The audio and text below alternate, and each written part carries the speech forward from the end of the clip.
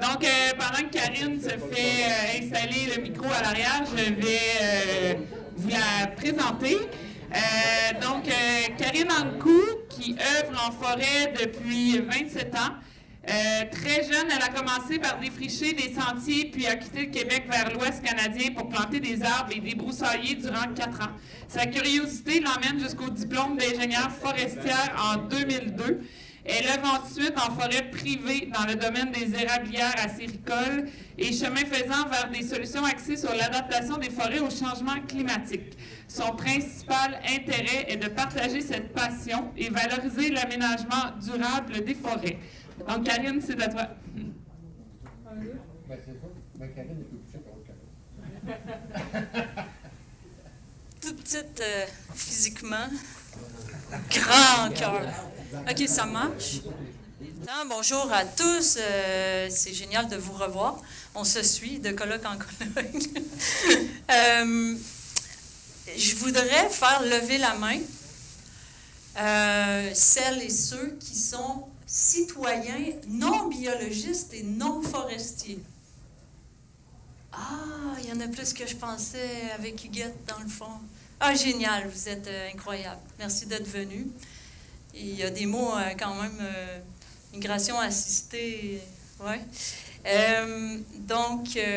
On peut y aller pour la prochaine diapo. Justement, j'ai fait une petite blague par rapport à ça. Fait que colloque sur la migration assistée. Ah, des arbres. Ah. Quand même, fallait quand même trouver le concept. Le plan de la présentation, j'ai une introduction. D'habitude, mes intros durent 10 secondes, mais celle-là, c'est une belle introduction. Je vais avoir 2 questions pour vous avant de commencer. Ensuite, je vais aller dans mon contenu scientifique. Je ne suis pas une spécialiste de la migration assistée, mais je vais faire réfléchir aux alentours des changements climatiques. Vous allez avoir un contenu supplémentaire pour faire votre propre opinion sur la migration assistée. Une conclusion et un deal, 15 minutes de questions. Hein, je donne 15 minutes de contenu scientifique. Donnez-moi 15 minutes de questions. Monsieur Vigneault, seulement une question. Hein. Comme ça, on va laisser 14 minutes aux autres. J'avais annoncé 2 questions, ben ils ont pris tous les 2. Vous avez été chanceux. Alors, l'introduction. Il faut que je la lise, je n'ai pas appris ça par cœur, mais j'ai fait une belle écriture. La foresterie des 35 groupements forestiers compte 15 femmes ingénieures forestières sur un total de 85. Cela fait 17,6% de chanceuses. À souligner que 3 d'entre elles font partie du groupement forestier Grand Portage. Je ne sais pas s'il y en a ici. Le taux de femmes dans les conseils administratifs des groupements forestiers est drastiquement plus bas, puisqu'il est encore très rare d'avoir des propriétaires de lots boisés de genre féminin. De ce nombre, très peu sont appelés à faire des conférences. J'échange avec vous ces chiffres pour vous illustrer l'ampleur du défi pour les femmes dans notre domaine de la forêt privée de prendre la voie de l'innovation. Donc, avant de me lancer dans le défi de parler de migration assistée, un sujet très innovateur, by the way, je profite de l'occasion pour vous en proposer un plus grand. Oui, oui. Alors, c'est celui de se serrer les coudes, hommes, femmes, non-genrés, toute culture, toute bourse, toute scolarité, afin de s'adapter ensemble au climat futur et de ne pas en laisser traîner derrière. C'est le plus gros défi. Et de contrer la compétition inutile. Pour y parvenir, je vous demande aujourd'hui de faire l'effort d'adopter une vision plus large et systémique, vous pourrez me poser la question ce que ça veut dire, dans votre quotidien, vers un comportement ancré dans la bienveillance. Ces alliances saines aideront nos entreprises à être plus inclusives. Puis vous savez que quand il y a plus d'inclusion, on s'ajuste plus facilement au changement. Alors voilà, c'était mon introduction. La science a besoin d'aide. Les grands penseurs pensent que la science a besoin d'empathie. On a besoin de la science, mais on a besoin des deux. Voilà, c'était mon introduction. Il faut que ça tourne. Let's go! OK, le jeu du qui dit oui. Alors, on met de côté l'introduction. Vous êtes dans un avion, Air Inuit, pour ceux qui l'ont fait peut-être, ça brasse. OK, j'ai plein d'images, vous êtes au-dessus de la baie d'Ungava, puis le pilote, c'est des pilotes de brousse. J'ai un nouveau bouton sur mon dashboard, ça s'appelle la migration assistée. On appuie-tu dessus? Est-ce que tu veux que je l'essaye? Levez-vous ceux qui disent oui, comme ça, là. Oui, levez-vous. OK, restez là. 1, 2, 3, 4, 5, 6, 7, 8, en tout cas, 15 à peu près. OK, rassoyez-vous. Vous êtes dans un bar, c'est cosy, avec du monde que vous aimez, des femmes, des hommes, il y a de la musique. Il y a la boss du bar qui vient vous voir. « Hey, j'ai une nouvelle bière qui vient de sortir. » On n'y a pas goûté. On ne sait pas c'est quoi le taux d'alcool. Ça s'appelle la migration assistée. Est-ce que vous voulez l'essayer? Levez-vous ceux qui veulent l'essayer. Normalement, il y en a plus, c'est ça. Et voilà. Fait que l'étude philosophique en dessous de ça, c'est qu'on est beaucoup plus partant à vouloir essayer des choses si on est nous-mêmes dans une situation confortable. Mais sachez que notre confort bouge avec le temps et sachez que les changements climatiques sont à nos portes. Fait que c'était le fun, hein? J'y ai pensé toute seule. Désolée. Fait que le fun est fini. On va rentrer dans le contenu scientifique. Mon contenu scientifique, c'est simplement, je vais essayer de faire ça simple, de vous expliquer les mots sensibilité puis les mots résilience, parce qu'il y a beaucoup de confusion. Vous allez voir, j'espère qu'à la fin, ça va faire du sens. La sensibilité physiologique, on a des spécialistes dans la salle ici d'ailleurs, hein? Allison, pionnière dans le domaine. Sensibilité physiologique des armes, c'est littéralement basé sur les fameux traits fonctionnels. Les traits fonctionnels, dit simplement, c'est à l'intérieur de l'arme, par espèce, ils ont des caractéristiques propres à eux. Et ces caractéristiques-là leur donnent des forces et des faiblesses parce que parfois, ils n'ont pas la caractéristique de leurs voisins. C'est pour ça qu'on répète souvent, c'est mieux de planter plusieurs espèces parce que comme ça, on varie les sensibilités. Un trait fonctionnel, là, vous voyez une carte de la sensibilité qu'on a mesurée au Centre du Québec pour la sécheresse. Donc, on a pris toutes les essences, c'est des calculs géomatiques, et ça donne cette image-là. Des traits fonctionnels. Il y en a plusieurs, OK? Là, je vous en montre juste 4. Il y en a une liste infinie. Mais c'est intéressant, si vous tombez sur ces listes-là, c'est intéressant de les lire. Il y a la capacité de faire des rejets épicormiques après un grand stress.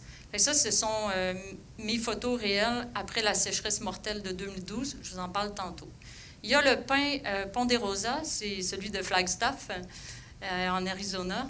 Un beau voyage qui m'a été offert par Allison. Et donc, réputé pour son écorce épaisse. C'est un trait fonctionnel. Génétiquement, il est fait pour avoir l'écorce très épaisse et passer au travers de feux assez impressionnants. Vous avez les arbres qui font des racines profondes, là, la petite flèche rouge. Pour la sécheresse, les racines profondes, c'est avantageux. D'accord? Vous avez toutes les autres sortes de racines, les racines superficielles. Donc, effectivement, un arbre qui a des racines superficielles qui se retrouve tout d'un coup dans un stress hydrique important, il n'est pas fait pour ça, là. Vous voyez la différence? Et celle-là, j'ai essayé de l'imager, mais c'était quand même complexe. Vous voyez les gros, on appelle ça, c'est des gros tuyaux, c'est des vaisseaux. C'est les vaisseaux qu'il y a dans les arbres. Ces vaisseaux-là, c'est le passage du xylème. Vous avez les petits, qui est le phloème, puis après, vous avez autre chose, des fibres, des parenchymes. Bon, dans le xylème, comme les humains, il peut y avoir des bulles d'air. Elles peuvent être petites, elles peuvent être un chapelet de bulles d'air, elles peuvent créer des grosses bulles d'air, et ça crée des embolies. Il y a des arbres qui sont plus résistants aux embolies. Donc, la sensibilité aux embolies est un critère. C'est un trait fonctionnel. Ça va? J'ai bien dit. Wow. On passe à l'autre. Fait que je veux vous dire que dans le guide sylvicole de la phase 2, je vous recommande, qui est d'ici, de la région, dans les annexes, on a travaillé très, très fort à faire une liste d'espèces d'arbres de l'Est ici, avec certains attributs, OK? Et vous voyez l'attribut A, qui est faire des racines profondes, qui résister aux embolies. Vous voyez des variations entre 1 et 5. Fait que là, vous avez ces chiffres-là pour prendre des décisions éventuellement sur les choix des espèces que vous voulez planter ou que vous voulez favoriser dans un aménagement. Je vais juste vous donner, focuser sur l'érable vous voyez que c'est moyen, et sa sensibilité aux insectes exotiques est bonne. Et la petite étoile, ça indique que le longicorne asiatique est à nos portes, et donc ça va le mettre au défi, et on verra bien si le 5 est réel. Les forestiers, vous comprenez ce que je veux dire. Alors, on va focuser sur le chêne blanc, parce que je reviens tantôt avec des vraies données sur le chêne blanc. Le chêne blanc, vous voyez, fait des racines profondes, comme son cousin, le chêne rouge, mais il y a une différence dans la résistance aux embolies. Donc, le chêne blanc semble être plus sensible aux embolies que le chêne rouge. Fait que c'est comme ça qu'il faut lire le tableau. Puis ça, c'est un document accessible pour tout le monde, d'accord? Et il y en a, je ne m'en souviens plus, je pense qu'il doit y avoir 35 espèces, d'accord? Fait que sensibilité.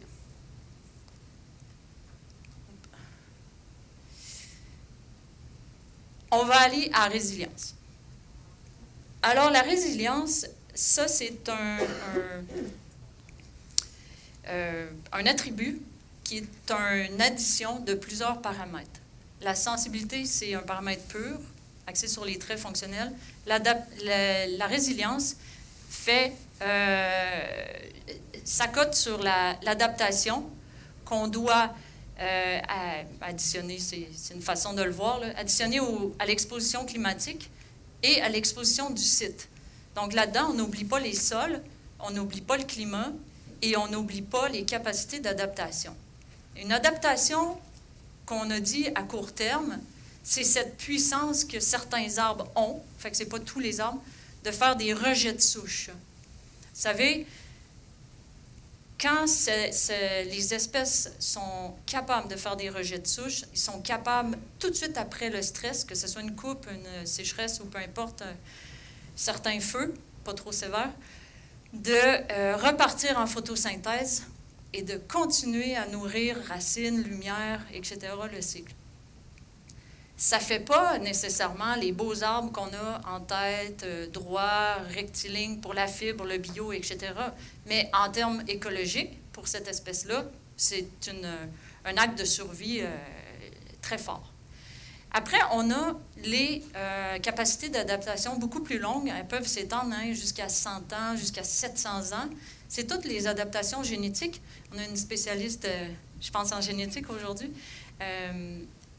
Moi, je fais juste vous montrer que dans le guide, on a retenu 4 adaptations génétiques qui font en sorte que si l'espèce possède cette adaptation-là, qui est aussi intégrée au trait fonctionnel, cette espèce-là va se sortir du lot et possiblement être plus dominante dans le paysage à long terme. Parce à long terme, ce que je veux dire, c'est que moi, je focus souvent sur 2050, parce que j'aime bien l'aménagement forestier à court terme. Mais tu sais, il y a 2100, puis on passe 2100. Mais ces espèces-là qui vont avoir cette capacité vont survivre à tous ces changements-là. Donc, je ne sais pas si vous les voyez. Est-ce que vous aimeriez que je les lise? Oui, hein? Faire des échanges génétiques entre les populations. Il y en a qui peuvent faire ça. Faire des échanges génétiques dans la même population. s'hybrider avec d'autres essences. Hein? Tout de suite, vous vient quelques espèces. C'est quand même puissant, ça. Et avoir une diversité phénotypique dans la population. S'ajoute la plasticité, etc., etc. Ça va? J'espère que... on va aller à l'autre diapo. Ah, c'est ça. Ce matin, j'ai fait une mise à jour. Ce que je veux vous dire, c'est que la sensibilité est un paramètre qu'on intègre au climat, au sol. Ça nous donne la vulnérabilité, d'accord? Et la résilience, en fait, c'est la totale du climat, du sol et de l'adaptation. Fait qu'on a résilience, vulnérabilité. Puis quand on travaille avec ces deux-là, on arrive à un état de risque de survie ou de déclin. D'accord? Ça fait du sens. Maintenant, on va y aller avec du réel. Alors, j'ai eu la chance de commencer une maîtrise avec Alicine. C'était absolument incroyable. On avait reçu des photos du technicien forestier Harvey, qui ont fait le tour finalement. Ce que vous voyez, c'est des feuilles vertes au sol. Une sécheresse mortelle, comment vous expliquer, presque toutes les essences terminent ou coupent leur photosynthèse, parce que le deal avec la photosynthèse, c'est de faire de l'évapotranspiration. Mais s'il ne reste plus d'eau dans le sol, l'évapotranspiration est très compliquée et peut faire mourir l'arbre. Donc, il y a plusieurs arbres qui ont la capacité de lâcher les feuilles. Ils font une scission et ça tombe par terre. Et c'est un peu le portrait qu'on avait en forêt. Le portrait qu'on avait sur le bord de la route, c'était, vous voyez l'escarpement de lait, les arbres, on dirait un feu, on dirait des insectes, mais en fait, c'est la sécheresse qui a brûlé les feuilles des érables des chênes rouges et des chênes blancs. Vous savez que les chênes rouges et les chênes blancs, c'est dans nos espèces les plus supposément résistants là, au Québec. Au Québec, hein? On se comprend.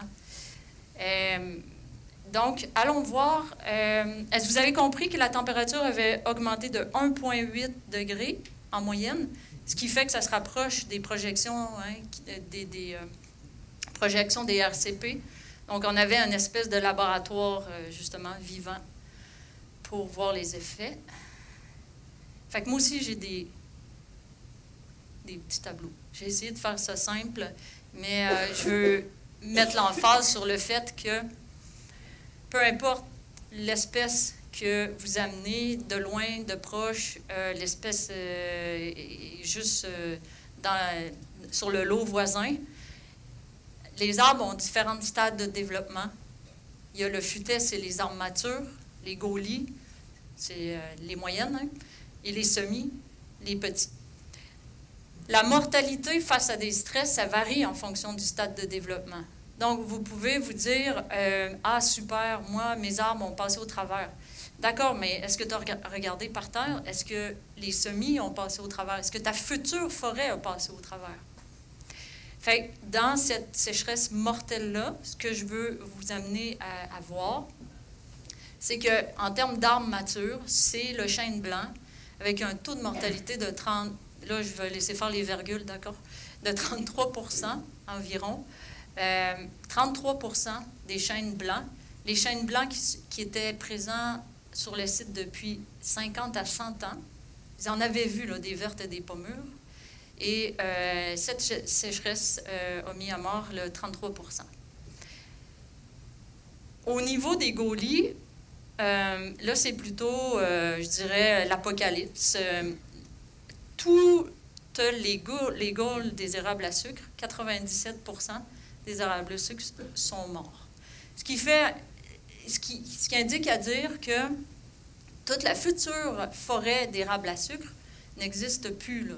Tu sais, quand c'est mort, sur des gaulies, ça ne repart pas en rejet de souche, là. Donc, autre chose s'est installée, et devinez quoi?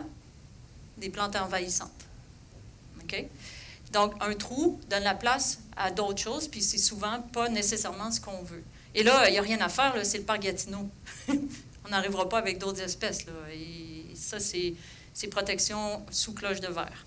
Donc, plus d'érable à sucre, et quand on va aller voir les tout petits, quand on voit les tout petits, ben c'est encore pire, les rables à sucre aussi. Et le chêne blanc. Donc, le chêne blanc a succombé en termes d'arbres matures et est amputé de ses semis aussi. Donc, pour le chêne blanc, là-bas, il y a un virage assez majeur dans la succession forestière. Ça vous plaît? Oui, tu peux changer, oui. Fait que, tu sais, en photo, un peu, l'escarpement. Fait que ça, c'est l'escarpement des pentes. On est resté dans les pentes à 20 %.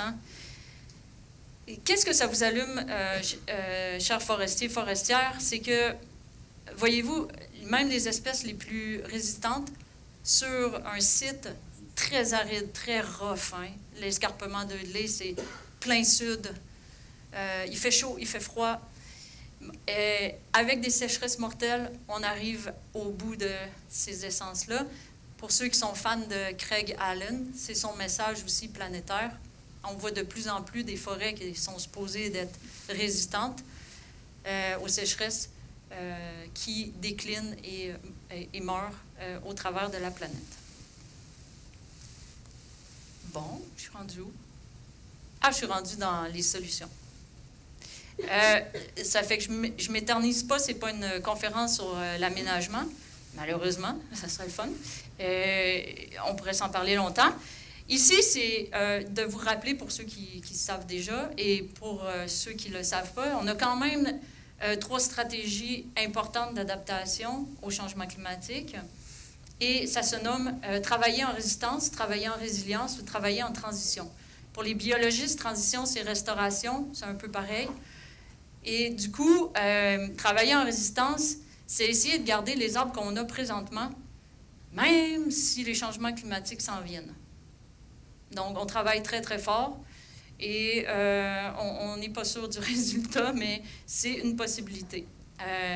La résilience, ben, c'est celle qui est plus facile à comprendre. Du coup, on aménage et on incite ou on replante. T'sais, on peut favoriser la régénération naturelle en la choisissant, mais on peut aussi replanter d'autres espèces sous couvert qui va générer finalement un mix d'une nouvelle forêt. C'est plutôt en résilience parce qu'on essaie de, vous voyez la distance entre la trajectoire des changements climatiques, on essaie de la raccourcir, on essaie de s'adapter. Ou littéralement, transition. On a découvert avec des calculs de risque de déclin que cette portion-là ne passera pas au travers du tout. On est allé vérifier sur le terrain. Oui. Donc, on va y aller en transition. On change ce qui est présent. On change la composition qui est présente actuellement pour carrément du nouveau. Et c'est un peu là que moi, je la vois, la migration assistée. On essaye des trucs et on passe à d'autres choses pour se rapprocher de ce qu'on pense des changements climatiques. Parce que les changements climatiques, on ne sait pas exactement où on s'en va, mais on sait que ça va changer. Ça fait du sens?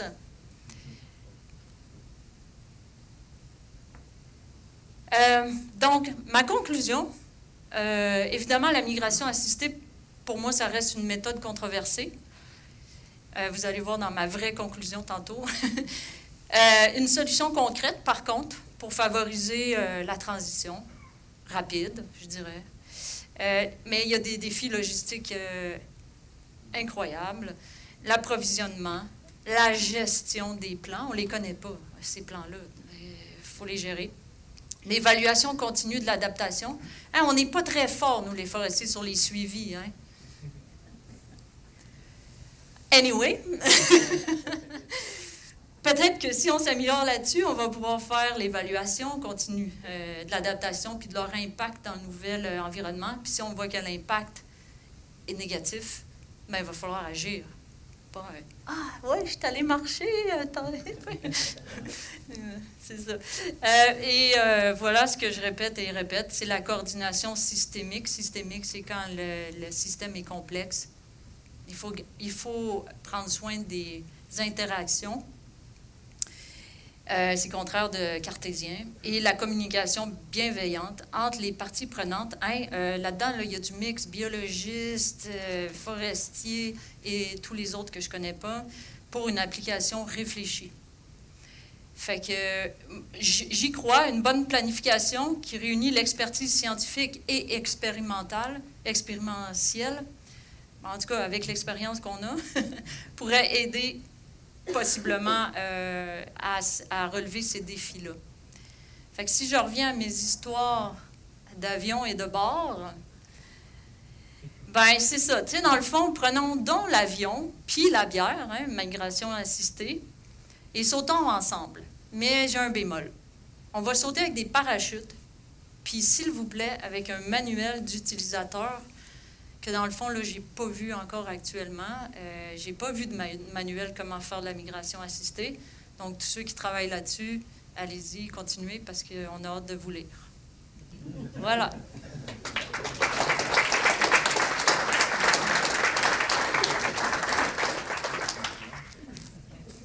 Merci, Karine.